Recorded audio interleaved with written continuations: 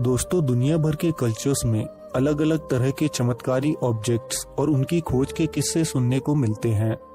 कुछ ऐसे ऑब्जेक्ट्स जो चमत्कारी होते हैं, जिन्हें पाने वाले की किस्मत हमेशा के लिए बदल जाती है, तो कुछ ऐसे जो हमें बीमारियों से छुटकारा दिला सकते हैं। लेकिन ईस्ट में मौजूद कुछ ट्रेडिशंस में एक ऐसी मणि का वर्णन मिलता है जो सबसे ज्यादा चमत्कारी मानी जाती है। एक ऐसी मणि जो किसी के हाथ लग जाए तो वो इंसान देवी देवताओं से भी ज्यादा शक्तिशाली हो जाता है। हम बात कर रहे हैं चिंतामणि स्टोन की, जिसे पाने के लिए लोगों ने अपने पूरे जीवन लगा दिए, लेकिन बहुत से ऐसे लोग भी हुए जिन्होंने उसे पाया। आज के एपिसोड में हम चिंतामणि स्टोन के पूरे रहस्य को जानेंगे और देखेंगे कि आज ये मणि कहाँ है, तो एपिसोड को अंत तक जरूर देखिएगा। दोस्तों, चिंतामणि स्टोन की शक्तियों की बात करें तो ये एक इच्छा पूर्ति रत्न या विश फुलफिलिंग जेम कहा जाता है। ये इंसान की हर इच्छा पूरी कर सकता है, किसी भी बीमारी को क्योर कर सकता है, पानी को प्योरीफाई कर सकता है, काल का पूरा ज्ञान दे सकता है, बुद्ध की अवस्था का साक्षात अनुभव दे सकता है, किसी को मोक्ष की अवस्था तक ले जाकर उसका अस्तित्व भगवान की तरह बना सकता है। इसके अलावा अगर कोई चाहे तो ये इंसान के शरीर को अमर भी बना सकता है। चिंतामणि स्टोन का इतिहास हमें हिंदू और बुद्धिस्ट ट्रेडिशंस में मिलता है। 5th सेंचुरी के आसपास तिब्बत के राजा रहे किंग ला थोथरी नाइटसन को आकाश से 4 डिवाइन रेलिक्स मिले थे, जिसमें बुद्धा का बोल और चिंतामणि स्टोन शामिल था। पहले तो राजा को इन रेलिक्स की पावर्स और इनके इस्तेमाल के बारे में कोई जानकारी नहीं थी, इसलिए उन्होंने इन रेलिक्स को संभाल कर अपने खजाने में रखवा दिया। लेकिन कुछ समय बाद 2 रहस्यमयी व्यक्ति राजा के कोर्ट में आए, जिन्होंने राजा को इन रेलिक्स की खूबियों के बारे में बताया था। माना जाता है तिब्बत में धर्म को स्थापित करने के लिए 4 चमत्कारी रेलिक्स की जरूरत थी। इसके बाद ये स्टोन तिब्बत में उनके पोजीशन में होता था, जो बुद्ध की अवस्था प्राप्त कर लेते थे, ताकि वो इन शक्तियों से किसी का भी नुकसान ना करें। दोस्तों, तिब्बतन बुद्धिज्म में कोई योगी जब स्पिरिचुअल रिफाइनमेंट के चरम पर पहुंच जाता है, तब उसकी बॉडी रेनबो बॉडी में तब्दील हो जाती है।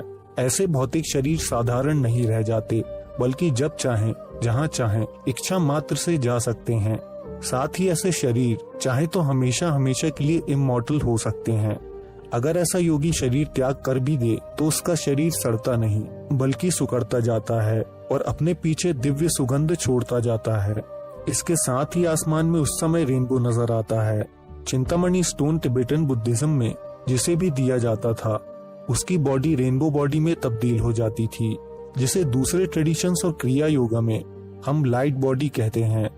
दोस्तों, ये चिंतामणि स्टोन दरअसल धरती पर एक लौता स्टोन नहीं था, बल्कि कुछ मिलियन ईयर्स पहले सीरियस स्टार सिस्टम के पास मौजूद एक प्लैनेट एक्सप्लोड हुआ था, जिसके टुकड़े चारों तरफ फैल गए।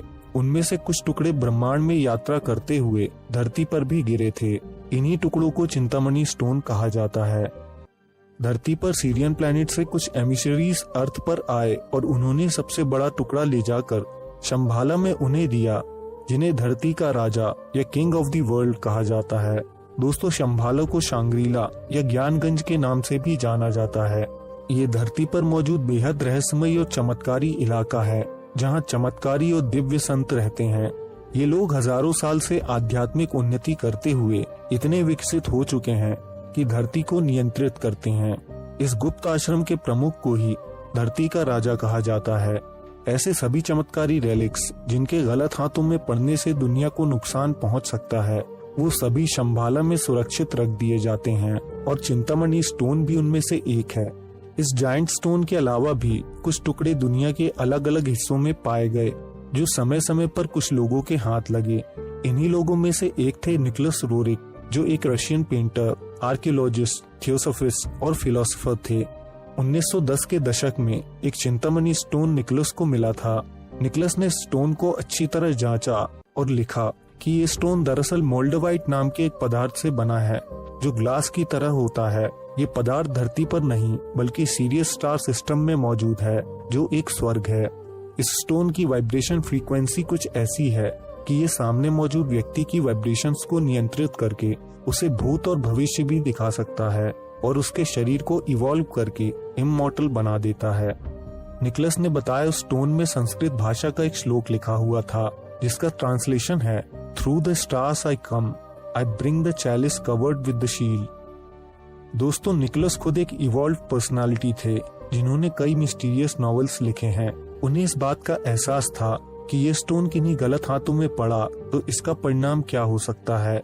इसीलिए उन्होंने 1920s में इस स्टोन को शंभाला ले जाकर सुरक्षित हाथों में सौंपने की यात्रा की थी। रास्ते में उनकी मुलाकात कई टिबेटन मॉन्क से हुई थी, जो निकलस से कहते थे कि इस दुनिया के राजा शंभाला से नीचे की ओर बड़ी सेना के साथ आएंगे, जो धरती से ईवल को खत्म करके फिर धर्म की स्थापना करेंगे। ठीक ऐसी ही मान्यता हिंदू धर्म में कल्कि अवतार को लेकर भी है, जिनका संबंध भी शंभाला से ही बताया गया है। दोस्तों, सीरियस प्लैनेट से पास्ट में कई बार इवॉल्व बीइंग्स हमारी धरती पर आ चुके हैं और हमारी मदद करते रहे हैं। उदाहरण के तौर पर अफ्रीका की डोगोन और बोजो ट्राइब्स ने क्लेम किया था कि पास्ट में सीरियंस उनसे मिलने आए और उन्हें ज्ञान दिया। अपनी बात को साबित करने के लिए इन जनजातियों ने कुछ ऐसी जानकारियां दुनिया के साथ शेयर की जिनके बारे में उस समय किसी को ज्ञान नहीं था, जैसे सीरियन प्लैनेट्स और 3 तारों के समूह का ज्ञान। इसके अलावा ब्रह्मांड के दूसरे ग्रहों पर मौजूद अपने अपने चांद। उस जमाने में ना कोई टेलीस्कोप था, ना ही कोई मॉडर्न टेक्नोलॉजी, लेकिन वैज्ञानिकों ने आगे चलकर पाया कि उनके क्लेम्स एकदम सटीक थे। चिंतामणि स्टोन का एक बड़ा हिस्सा किंगडम ऑफ अगार्था में भी मौजूद था, जो एक अंडरग्राउंड वर्ल्ड माना जाता है। अगार्थियन स्टोन के पीसेस ऐसे लोगों को देते थे जिनका इन्फ्लुएंस बहुत बड़ी आबादी पर होता था और जो लोग बेहद पॉजिटिव होते थे। अगार्थियंस ने ये stone king Solomon, Alexander the great और अकबर को दिए थे, जिन्होंने मानव सभ्यता को विकसित करने में बड़ा योगदान दिया था।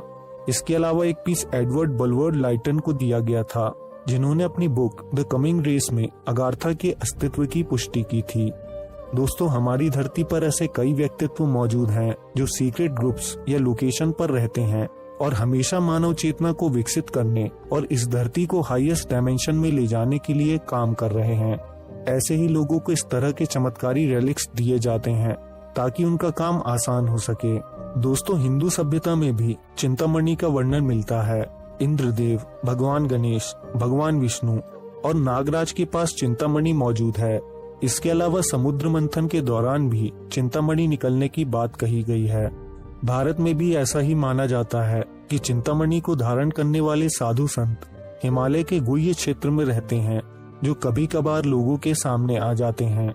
कुछ लोगों ने चिंतामणि के दर्शन भी किए हैं और उनके चमत्कारों को अपनी आंखों से भी देखा है, लेकिन ये संत जल्द ही वापस हिमालय में चले जाते हैं। दोस्तों, बनारस में रहने वाले संत विशुद्धानंद जी कई वर्षों तक उस रहस्यमयी ज्ञानगंज में रहकर अपनी साधना पूरी करके वापस आए थे। उन्होंने अपने जीवन काल में बड़े बड़े चमत्कार लोगों को दिखाए और उनके पास भी चिंतामणि का एक टुकड़ा मौजूद था। विशुद्धानंद जी ने खास शिष्यों को ही उस चिंतामणि के दर्शन करवाए थे। आज के एपिसोड में बस इतना ही। चिंतामणि के बारे में आपके क्या विचार हैं? कमेंट में जरूर शेयर करें। एपिसोड पसंद आया हो तो लाइक करें। अगर आप चाहें तो हमारे चैनल को सब्सक्राइब करके बेल आइकन दबा सकते हैं, क्योंकि अक्सर हम ऐसे ही रहस्यमयी एपिसोड्स लेकर आते रहते हैं। हम जल्द आपसे एक नए एपिसोड के साथ मिलेंगे। धन्यवाद।